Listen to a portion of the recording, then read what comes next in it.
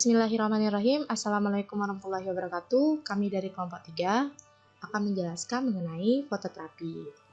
Nah, bisa dilihat dari slide itu ada judul yaitu fototerapi.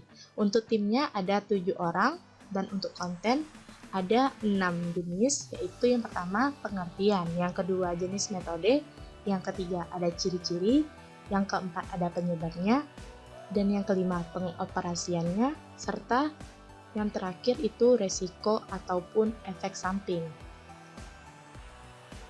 Bisa dilihat dari judulnya itu fototerapi.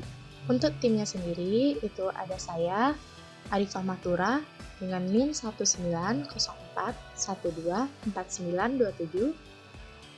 Yang kedua ada Fendi Sejahtera Laya dengan NIM 1904111610. Dan yang ketiga ada Nuning Homsatun 1904110509. Yang keempat ada Putri Ranti 1904124221.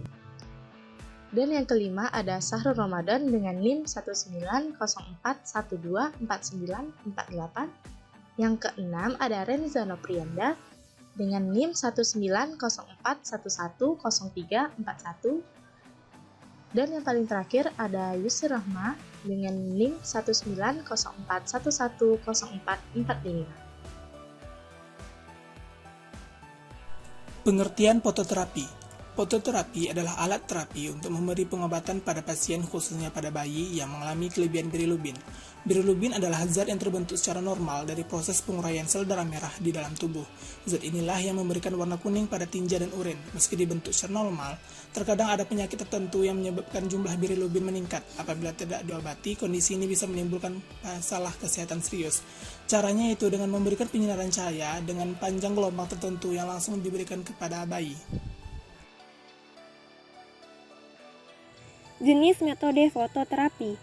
Fototerapi konvensional, yakni perawatan fototerapi di mana bayi ibu diletakkan di bawah lampu halogen atau lampu neon ultraviolet agar sinar dapat diserap tubuh melalui kulit. Mata bayi ditutup untuk melindungi lapisan saraf mata dari paparan sinar ultraviolet.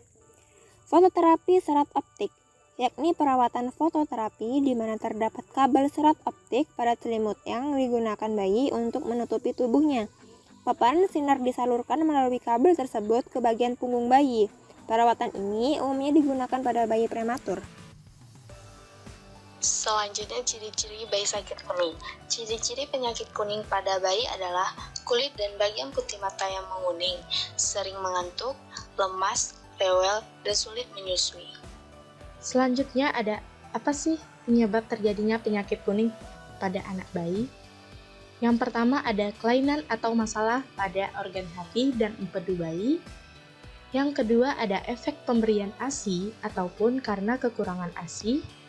Yang ketiga ada gangguan pada darah, misalnya anemia hemolitik. Yang keempat adanya reaksi ketidakcocokan antara darah ibu dan bayi. Dan yang paling terakhir adalah karena infeksi. Selanjutnya yaitu pengoperasian. 1. Periksa batas waktu pemakaian lampu, start dan finish. Cocokkan dengan buku pemakaian. 2. Tutup mata bayi dengan masker mata hitam atau pelindung mata yang gelap. 3. Bayi disiapkan dalam tempat tidur bayi dan sesuai dengan identitas bayi tersebut. 4. Atur jarak antara bayi dengan lampu. Sinar tinggi lampu dengan bayi yaitu lebih kurang 60 cm. 5. Pinggir tempat tidur bayi harus menyentuh tiang lampu terapi sinar agar sesuai dan lampu terpakai dengan sempurna dan efektif.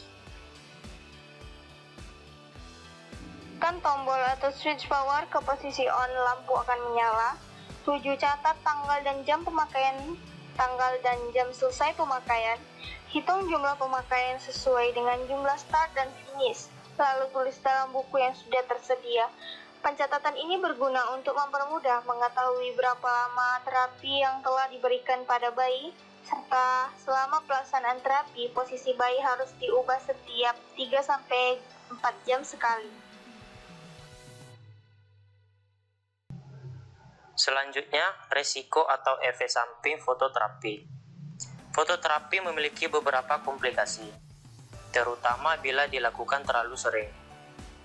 Komplikasi terapi cahaya yang mungkin terjadi meliputi yang pertama, iritasi pada kulit. Yang kedua, sensasi terbakar di kulit. Yang ketiga, penuaan dini apabila terapi ini dilakukan terlalu sering. Yang keempat, bertambahnya risiko kanker kulit. Yang kelima, imunosupresi atau kondisi penekanan sistem kekebalan tubuh. Yang keenam, mata yang lebih sensitif terhadap cahaya. Dan yang terakhir adalah closing. Nah, di closing ini ada beberapa ucapan terima kasih kepada dosen pengampu mata kuliah ini. Yang kedua ada terima kasih kepada kelompok 3 yang berpartisipasi dalam mengerjakan tugas ini. Dan yang paling terakhir adalah terima kasih buat semua yang telah menonton sampai habis. Jangan lupa like, comment, and subscribe teman-teman. Terima kasih.